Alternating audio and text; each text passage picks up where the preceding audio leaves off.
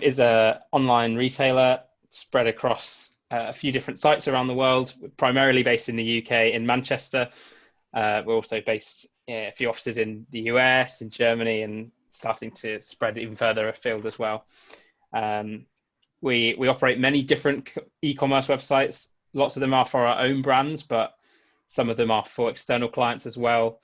And whilst we began it shipping primarily to the UK, we're kind of actually seeing a big shift towards what is now the dominant markets, which are in Asia, China, Japan, Korea, that sort of thing.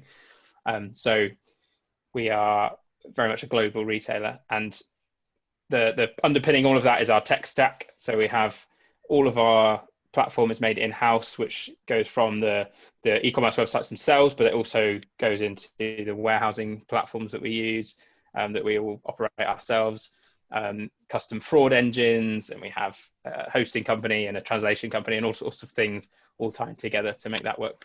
One of the great things about working here is that there is a lot of different services and different little projects that are going on, which are all kind of quite unique. So as I said, there was that custom fraud platform that was a greenfield project that they built from the ground up using all sorts of newfangled technologies. Machine learning is the buzzword they like to chuck around, as you know. I lead the checkout team, primarily working on the front end of checkout. The main projects that we've been working on at the moment are rewriting it completely in React. We started that a couple of years ago, so that's basically finished.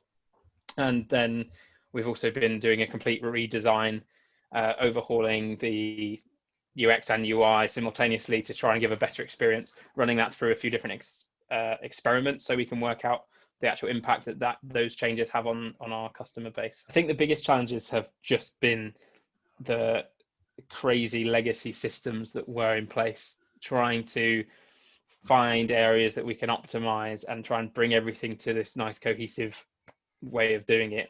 As we were moving over to React, we knew that all of these errors which previously were in our backend that were being logged there were now going to be happening on the customer's device, and we weren't going to have any visibility of that.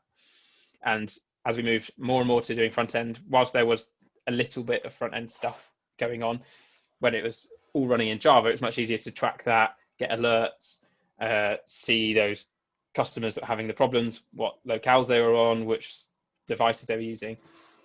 As soon as we moved more and more to the front end, we knew we needed to make sure that we were keeping on top of those issues and catching those bugs as they occurred in a real environment. Because another difference with the front end is that people do use such a variety of devices and operating systems and browsers that you just don't get the same sorts of problems running a backend service yourself. You can control that environment very accurately and precisely to exactly how you want it, and so you can kind of capture those issues more in things like you know the testing that you do before you deploy. You'll find way more issues with the backend thing than you will with the front end thing, because you just can't ever guarantee how the customer's actually going to use it. Track.js has really improved the detection of these issues. We've had a few fairly significant things that weren't caught before we deployed, but as soon as we deploy, we then see an error being fired on Track.js. We get to then quickly investigate, determine whether it's actually impacting customers or not.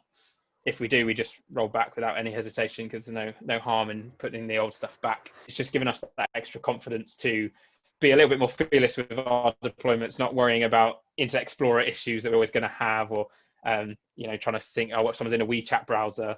But we can just get it out as best we know, and then we can kind of be a bit more like fail fast on live rather than being really cautious and taking ages to get things done.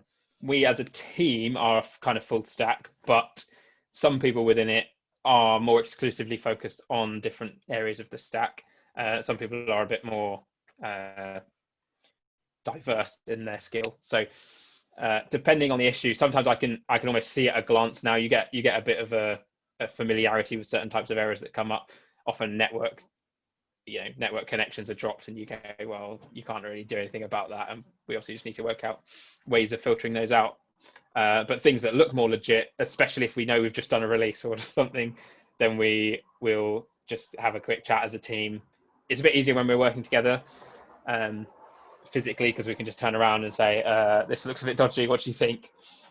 In this COVID world, we just obviously have to reply and say, oh, I'll have a quick look at this and just see if we think there's an issue. One of the biggest bugs that we found through Track.js was a bug that affected Apple Pay in certain currencies. I think it was quite a niche bug, but that obviously then at the time was stopping lots of people from using Apple Pay, and in turn will also have had a hit on conversion. And so actually being able to detect that through Track.js, solve it, and then reactivate Apple Pay on those certain sites enabled us to kind of continue that deployment and obviously make the business happy in the process.